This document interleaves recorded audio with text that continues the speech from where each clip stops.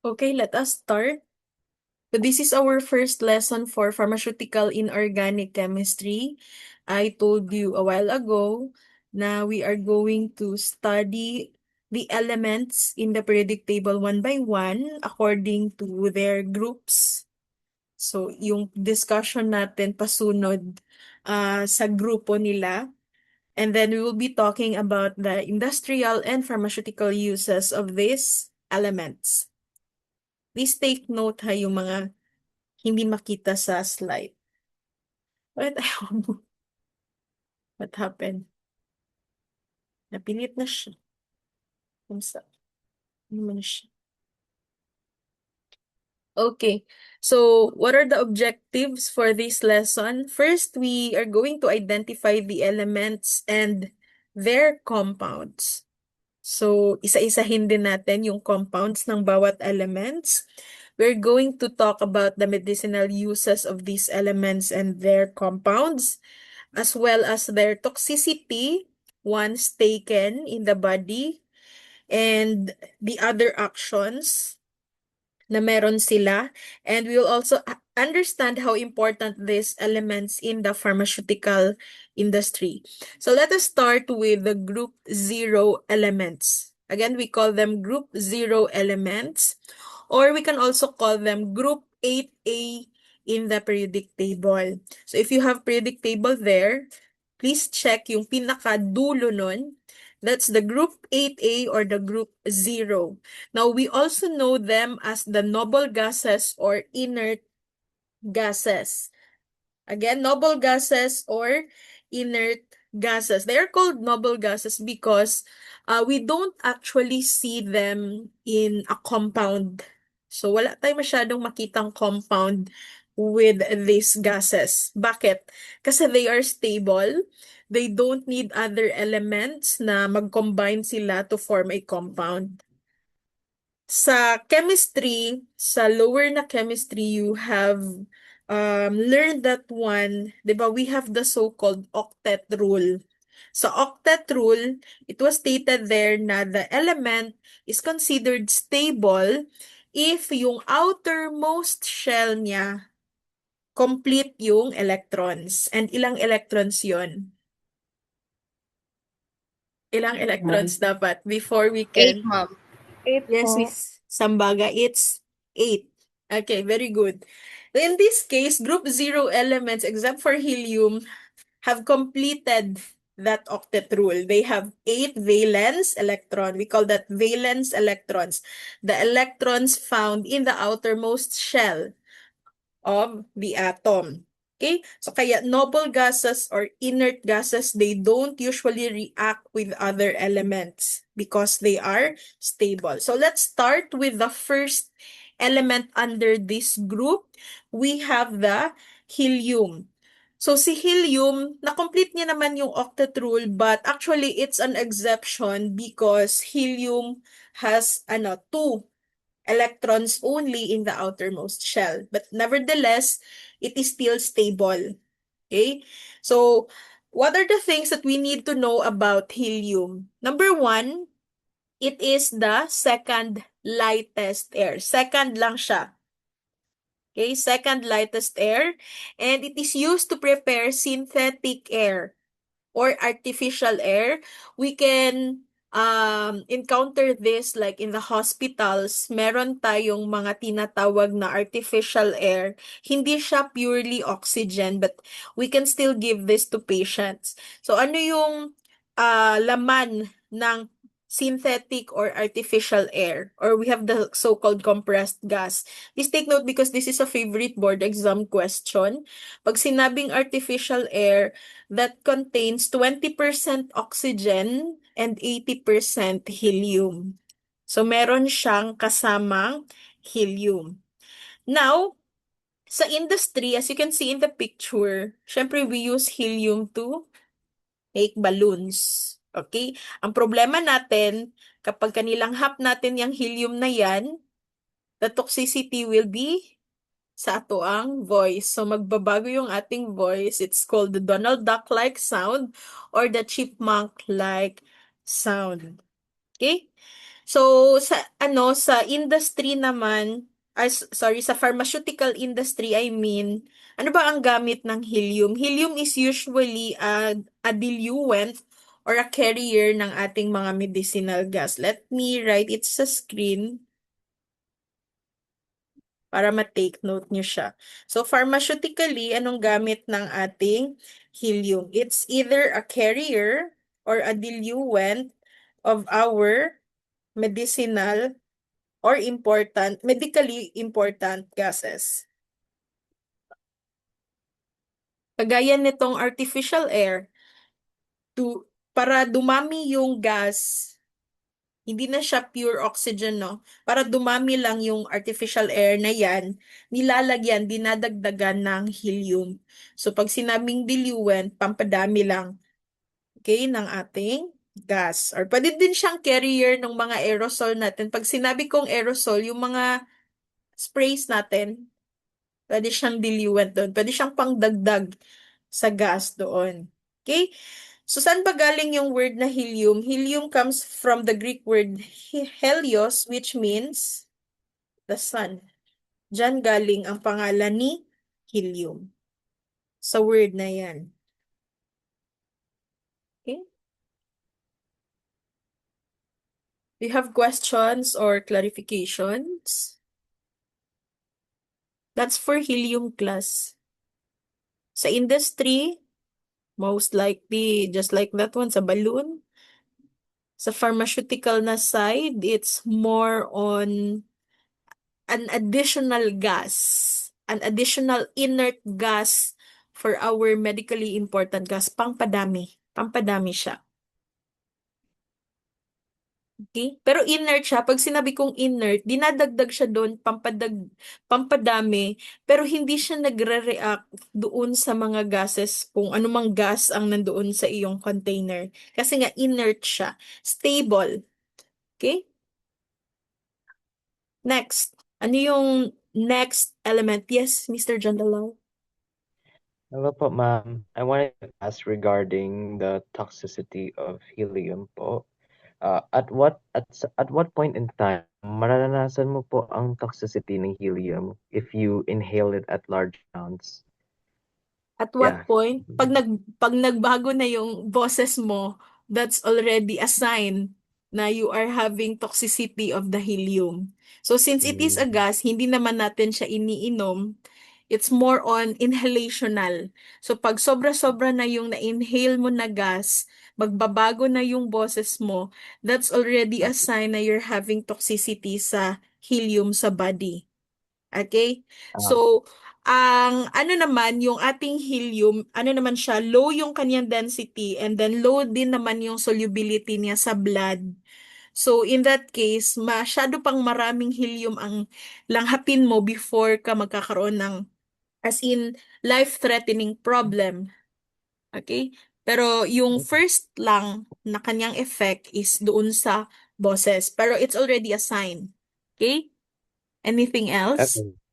okay. Ah, Thank you po, ma'am. okay. I think that's it. Anything else? Baka meron pa. Parang wala naman po. Okay. So how about the other students? Baka meron kayong gustong itanong?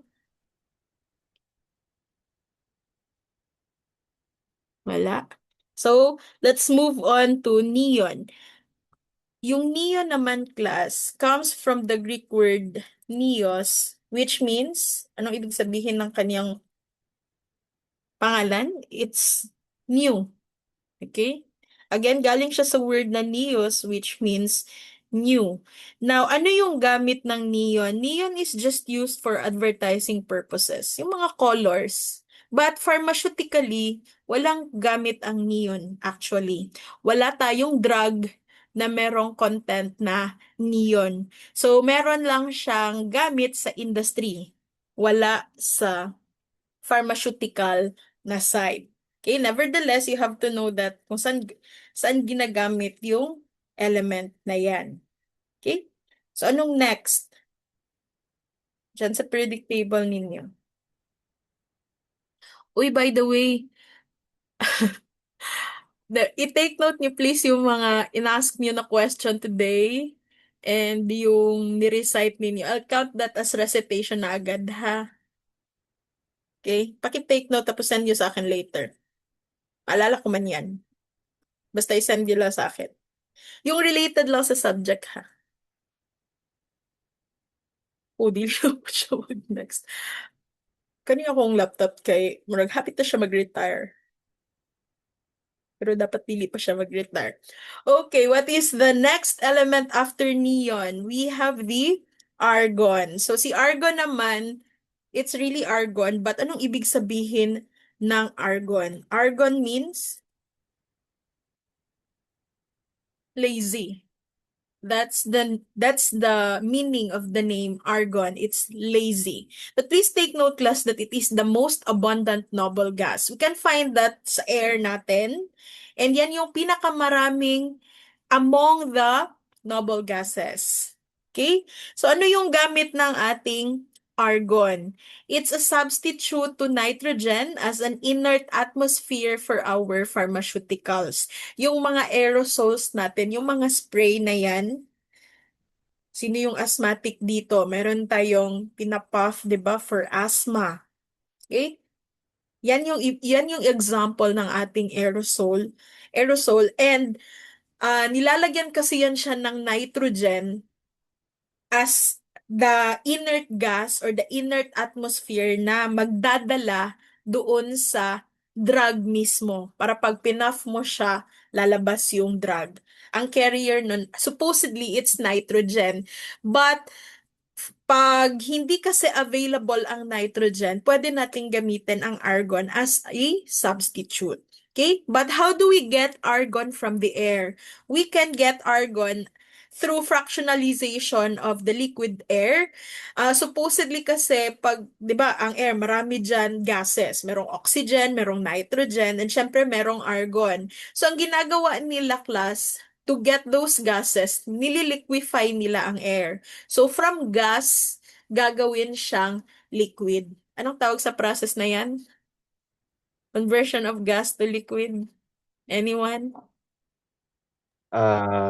Condensation po. Okay, very good. It's condensation. Okay? So, kinocondense nila yung air, magiging liquid siya, pagkatapos mag-undergo na siya ng distillation. So, distillation, class, is a process of separating mixture.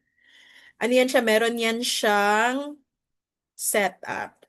Kung hindi nyo pa siya na-try, I believe yung iba na-try na, no? Kung meron kayong laboratory component sa inyong school, meron tayo tinatawag na distillation setup. Wait lang. Before tayo mag-end. Kasi sabi ko, mag-start lang ako. Pero syempre, hindi ko siya matatapos.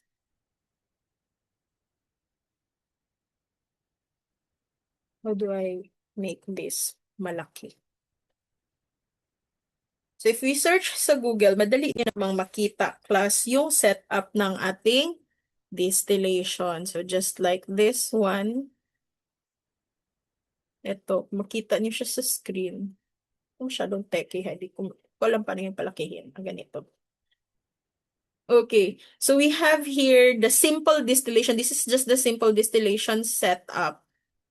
And as you can see, we have here the flask, the distillation flask. Dito mo ilalagay yung liquid mo. So for example, the liquid air, lalagay mo siya dyan. And then i-subject mo siya sa heating, like using a Bunsen burner or meron tayong other hot plate, for example. So kung meron dyang thermometer ha to check, kasi pag fractional distillation, i-check mo din ang temperature. So kung ano yung component ng liquid na yan na unang mag-e-evaporate, so magiging gas siya, pupunta dito yung gas sa condenser. So, di ba, the process is called condensation when you convert the gas to liquid. So, magiging liquid siya ngayon dyan and makukuha mo siya dito sa receiver mo. Okay? In this case, pure water lang ito ha. Pero kung fractional distillation, for example, oxygen yung unang mag-evaporate, siya yung unang mako-condense din. So, in that case, mauna mo siyang makukuha. Now, si argon kasi is a byproduct kapag ka nagfa-fractional distillation tayo ng nitrogen and oxygen. But nevertheless, we can still get argon and we can use that for pharmaceutical na use. Okay? So, distillation setup. We will have a lot of that sa ating laboratory. Okay? So, yan yung gamit ng ating argon. So, tapusin ko lang. Okay. With the krypton, si krypton naman, kung si argon is yung pinakamaraming noble gas, si krypton naman yung least abundant. But, anong ibig sabihin ng krypton? Krypton comes from the Greek word kryptos, which means, ibig sabihin ng kryptos.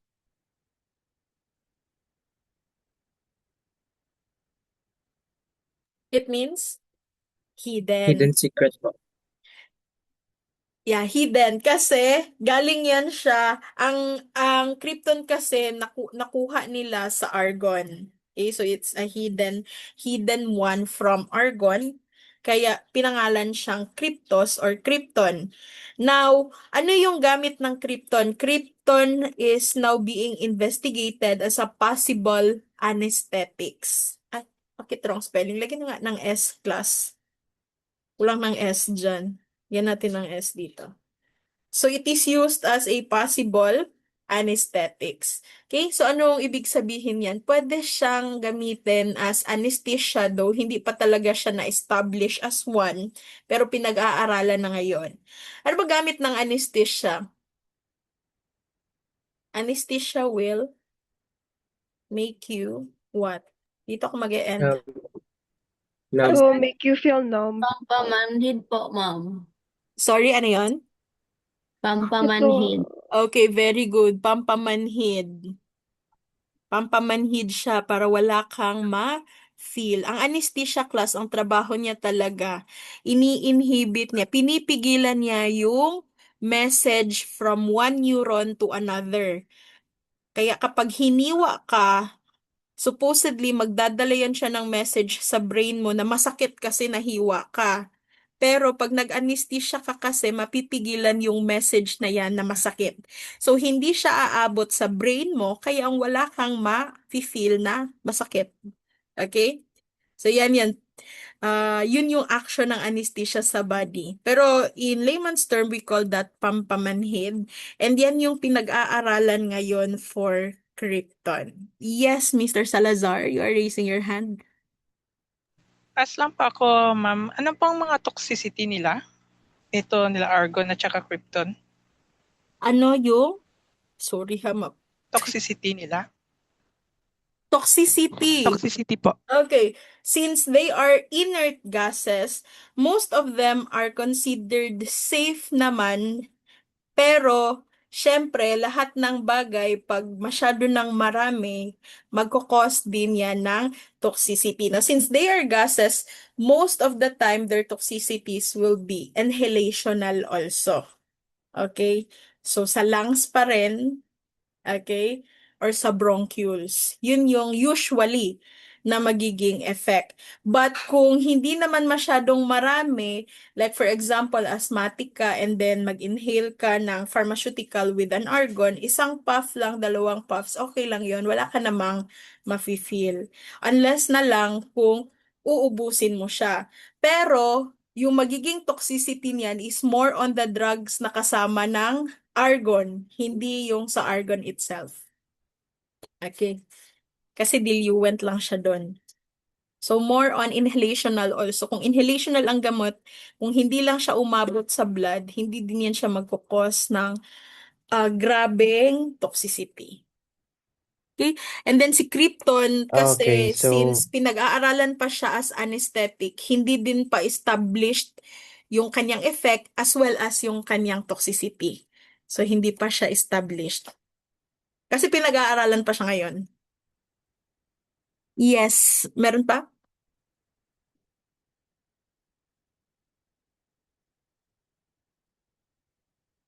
Yung sa sedation na part, Ano pa? class, um, Okay. most of the time, it's not really the anesthetic that will cause the sedation. Though it can cause, pero very minimal. Ang ginagawa kasi, nagbibigay talaga ng sedating agent before ang anesthetics. Kaya nase-sedate ang patient. So, very minimal. So, ang mangyayari, balik ako dun sa mga gases, mostly inhalational, so magiging asphyxiant yan siya. Mahirapan ka lang huminga kasi mapapalitan yan yung oxygen sa body. Yun yung usually, basta mga gases ang pinag-uusapan natin. Nagalag naman ako. Anything else? Wala na? Ay. Sige. Oh. Sorry. Wala na?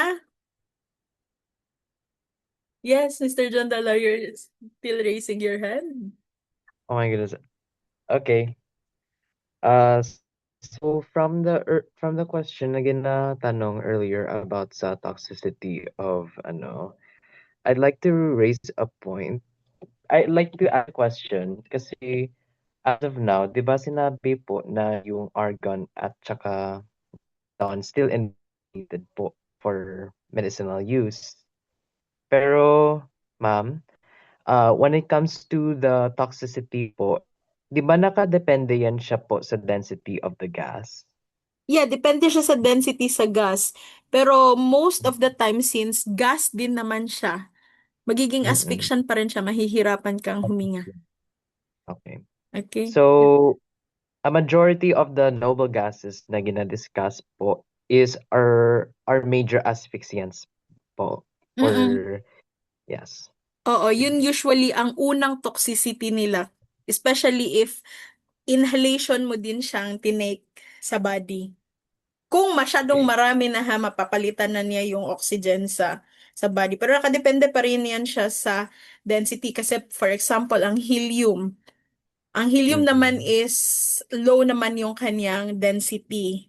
So kung very Okay. minimal lang naman ang na-inhale mo, wala kang mafe-feel doon. Like magbabago lang ang boses mo, ganun. Pero kung masyado ng marami, matatalo niya na yung oxygen sa body mo. Okay? Mm, Sa hemoglobin okay. mo. So magiging asphyxiant pa rin siya at the end. Sige. Okay? Thank you po. Anything else? Another question lang po, ma'am. Possible ba sila magpasok sa blood rin? Sorry? Hindi kayo. Hindi sorry kayo po. audio ako ang laptop. Sige ulit ah. Possible po sila magpasok rin po sa blood kagaya ng oxygen kung somehow, some way lang rin? Hindi siya magpasok sa oxygen, pero pwede siyang mapunta sa blood. And then, 'di ba sa blood natin meron tayong red blood cells. Sa red blood cells, meron tayong hemoglobin. So, si hemoglobin, siya ngayon yung nagkikerry ng oxygen na yan. Tapos, i-distribute, habang nagsa-circulate yung ating blood, dinidistribute supposedly yung oxygen para magamit siya sa mga tissue, sa mga cells natin sa body. Now, ang problema kasi, kapag masyado ka ng maraming gas, aside from oxygen sa body mo, aabot siya doon sa blood mo. And ang mangyayari, madi-displace niya ngayon yung oxygen from the hemoglobin. And siya yung papalit doon. Now ngayon, ang ika-carry na ng hemoglobin, yung gas na yan. Yan yung madidistribute sa body. So in that case, magkakaroon ng problem with the respiration ng ating cells and ng ating tissues. Kasi hindi na oxygen ang naabot doon. Instead, maaabot pa rin naman ang oxygen pero matatalo na kasi siya ng ibang gas, especially if masyadong maraming gas na yung napasok sa iyong body. Okay? So again, aabot pa rin siya doon sa blood natin. Okay? So pag nangyari yun, yung mga cells may problema na sa respiration, mahihirapan huminga ang pasyente hanggang magnonausea na, pwede nang magvo-vomit, and then pwedeng mawala na ng malay after. Okay? Kagaya lang yan siya pag may sunog, Niklas. Pag may sunog, di ba, may may gas, ang tawag dyan, may aso in layman's term. So ngayon, hindi na yun siya matatalo, malalanghap mo siya, aabot siya sa blood, and then madi-displace ang oxygen, makukulangan ka na ng oxygen na nag-circulate sa body mo. Kaya yung mga natatrap sa sunog, kung hindi man sila nasunog, di ba mawawalan sila ng malay. Okay? Kasi nagkulang na ng oxygen sa body, instead, ibang gas na yung pumasok. Okay? So that's it. It's 12:02. Yung ibang question natin sa next meeting na lang. Actually, meron pa tayong klase bukas no sa laboratory. So yung iba doon ko i-answer na mga questions. Okay? Do you have other concerns before tayo mag-out? Yes. Yung recitation nyo pala, paki-send sa inbox ng Schoology. Bale, ano yan siya, yung question kung nag-ask kayo ng question, ilagay nyo talaga doon ha. Like, kung marami kayong question, ilagay nyo 1, 2, 3, ito yung question para ma-record ko siya and then ma-count ko kung ilang beses kayo nag-recite. And then, kung question ko naman tapos nag-answer kayo, ilagay nyo lang doon. Ano ko yan, maalala ko yan as long as today nyo din siya i-send. So, i-send nyo na siya pag-out natin. Okay? Para ma-count ko na. Anything else, Mr. John Dalar? Okay. Regarding sa session po natin for inorganic chemistry, Sounds ah. kasi alam ko napakahaba gid talaga ang class schedule basi mabalibog po ang ulo namin. Unsa May to? mga breaks din po. Sorry, murag May mga choppy. breaks. Ay, as in? Ay, wait lang. Mama makarinig po? Ma, Okay. Is it okay if I ask isend na lang something sa po? chat. Bungol kay Ah, kang sige. laptop class. Okay. Wala na. Wala na. Yung iba na wala ng concern, pwede na kayong mag-out sa conference. See you tomorrow sa laboratory, ha? Tapos yung ibang meron pang concern, pwede kayo magpaiwan, i-send you sa chat. Yeah, meron. Hindi naman siya the whole 3-hour class, murag manginit at mga lubot aning pinungko. Meron tayong break tomorrow. Opo, ang tahan kung tomorrow, 3 hours, dito tawag istorya. Natay break. Basta 3 hours ang class, 20 minutes na break. Actually, pag 1.5 kay 5 minutes lang. Pero kay 2 hours man na tong klase, mga 10 minutes. Ano. Okay, wala na. Sige, see you tomorrow, class. You can go out na, log out na sa Zoom, and you may have your lunch na. Bye, Goodbye everyone. po, ma'am. Goodbye po, Goodbye. ma'am. Ma'am. Bye po, ma'am. Sabay-sabay tayong mag-adjust Bye, sa ma'am. class mode. Bye. Bye-bye. Bye-bye.